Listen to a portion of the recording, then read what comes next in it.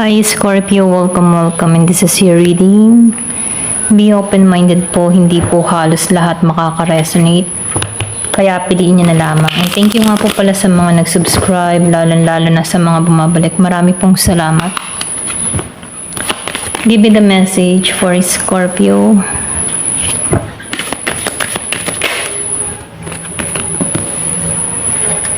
Give me the message for Scorpio.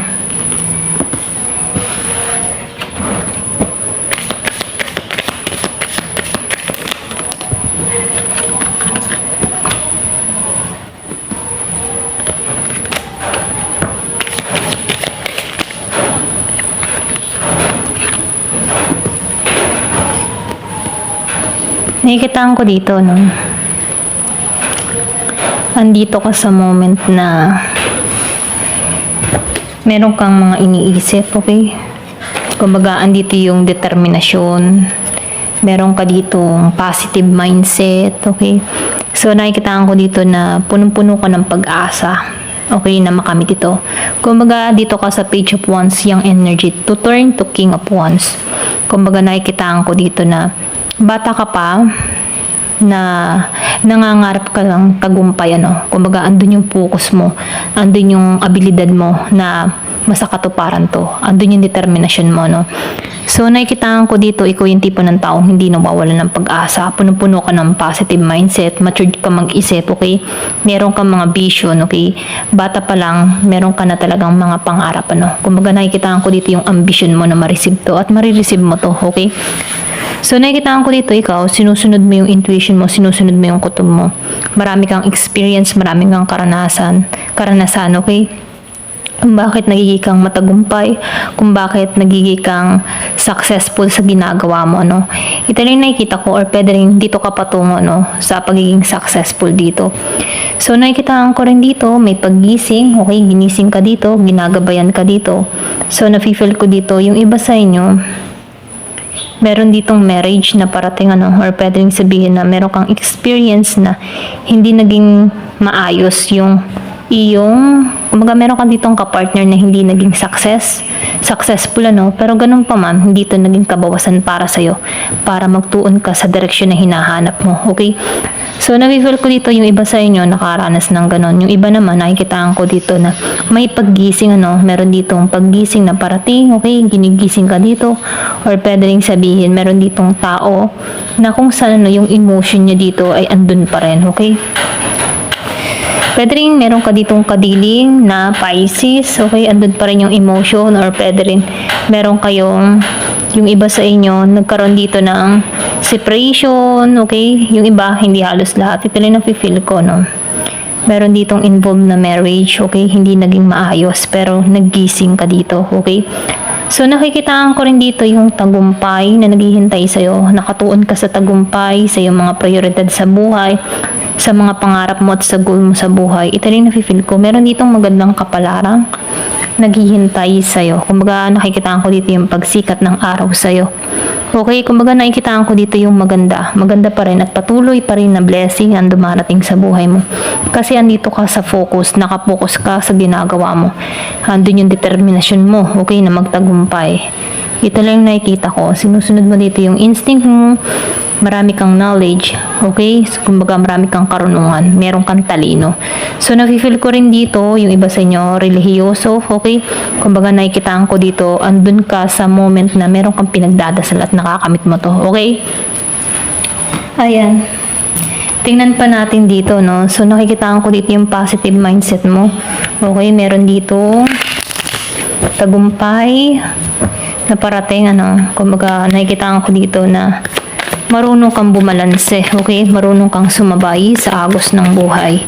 Ayan, so nafe-feel ko dito na yung iba sa inyo, bata pa lamang ay nagsusumikap na, okay? So lumabas ang perseverance, ano? Ikaw yung tipo ng tao ng may tiyaga, may katatagan, okay? Hindi ka nawawala ng pag-asa. Alam mo kung ano yung gagawin mo, okay? At once na meron kang sinet sa kaisipan mo, nagtatagumpay ito, okay? Kumbaga, no, once na meron kang ginawa, may mga ideas ka, ginagawa mo talaga. So, may abundance, ano? So, nafe-feel ko dito yung kasaganahang patungo sa'yo, no? Kasi, focus ka eh. Focus ka sa mga ginagawa mo, sa ginagalawan mo. Pwede rin sabihin, meron kang larangan ng business, okay? Yung iba sa inyo, self-employed. Ito lang yung nafe-feel ko. Kumbaga, nakikitaan ko dito yung pagiging mong determinado sa mga ginagawa mo. Focus ka, okay? So, meron ditong peace. Nakikitaan ko rin dito, no, tinatanggalan mo yung mga negatibo. Kung alam mong toxic tong tao na to, or toxic tong kinaglalagyan mo, inaalisan mo to. Kumbaga, mas mahanap ka dito ng kapayapaan para sa sarili mo, na kung saan yung may pag-unlad, dun ka nakatuon sa pag-unlad. Merong gratitude.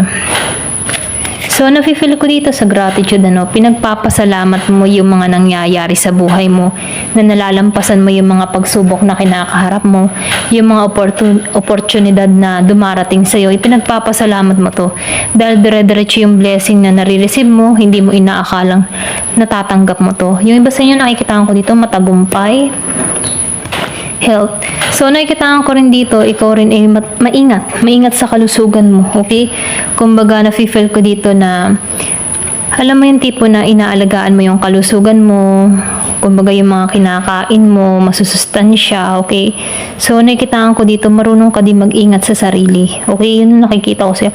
Marunong ka mag-ingat sa sarili mo, marunong ka mag-ingat sa kung ano man yung mga tipo na mas nakatuon ka din sa sarili mo, no? Hindi mo hinahayaan na mag-sacrifice ka, okay? Lalo-lalo na sa mga kinakain mo, okay? Kumbaga, healthy living, ito lang nafe-feel ko, or pwede rin nag-exercise ka, okay?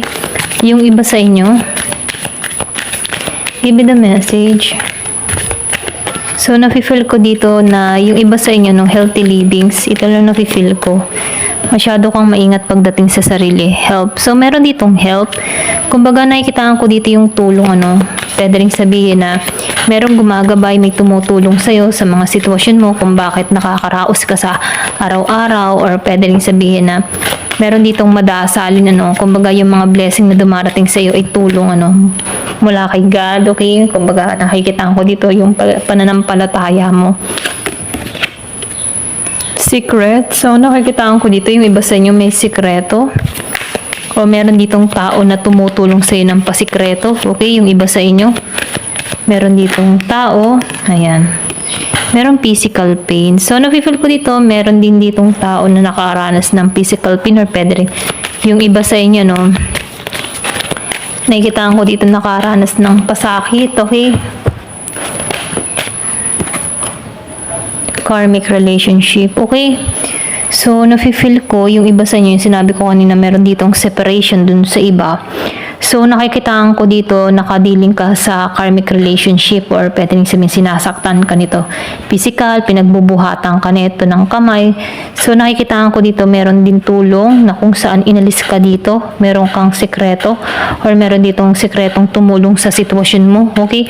Yung iba sa inyo, no, meron pinanganak nun 2, 28, 29, 24. So, nafe-feel ko dito, meron ditong malapit na parating sa'yo, okay? So, ano tong malapit na to? Okay, tingnan natin. Ano ba tong malapit na parating na to? Baka kasi mamaya biglang dumating sa'yo yung si Karmic, ano? May soon. Ano tong soon? Ano tong malapit na parating? Lumabas to. The Emperor. Wow. Okay, so nakikitaan ko dito, no, meron ditong parating sa'yo. Kung single ka, no, merong parating sa'yo na Emperor, na kung saan ito ay talagang secure ka. Okay, kumbaga itong tao na parating sa'yo ay talagang may paninindigan, may authority, and nakikitaan ko rin dito ay self-employed. Kumbaga, financially stable. Ayan. Hanggang dito na lamang po. Thank you for watching. Love and peace.